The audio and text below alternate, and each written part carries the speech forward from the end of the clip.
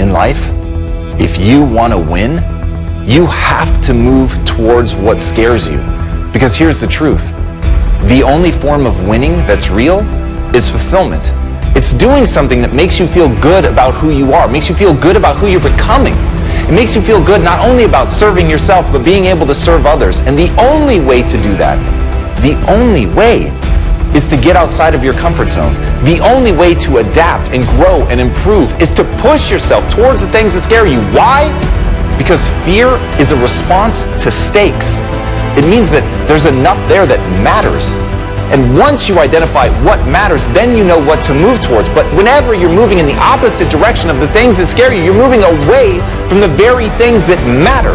Your mind triggers because something is a potential for failure, something is putting you in danger, but the very thing that's putting you in danger is almost certainly emotional danger. And the things that carry emotional danger are the things that matter to you. And the things that matter to you are the things that matter most. And so to run in the opposite direction, to allow yourself to give into that, to allow yourself to see that there are stakes, that it matters, that it has meaning, and to move in the opposite direction is to literally state that you want to stay small. It's to literally say that you don't want to be successful.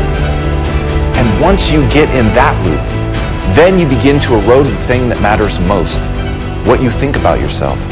Because here's the reality, maybe nobody else notices. Maybe nobody else knows that you're running away from the things that scare you, but you'll know.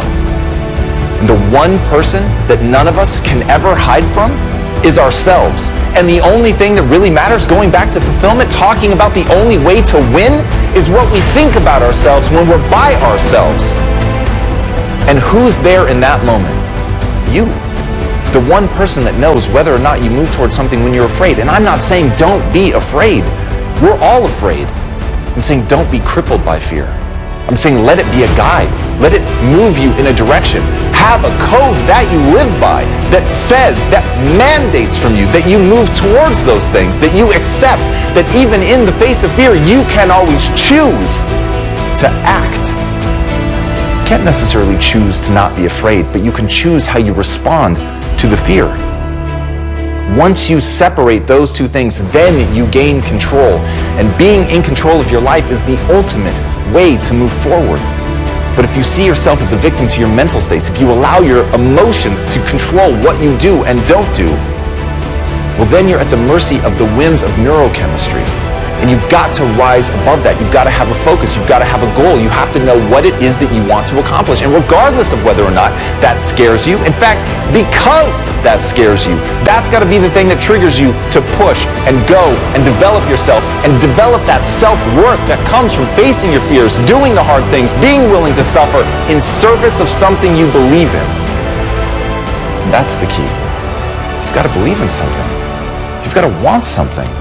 You've got to want something so bad that suddenly the fear is meaningless in the face of the meaning that is created by doing that thing. By knowing why you're trying to do that. By having that sit at the center of who you are and what you're trying to bring to this world. To know your why, to know who you're serving, to know what you're trying to create, to know that you can create it. But you've got to be willing to push through the fear. So stop worrying about whether you're afraid and start worrying about whether what you're pursuing matters. Because once you have that, you can push through anything.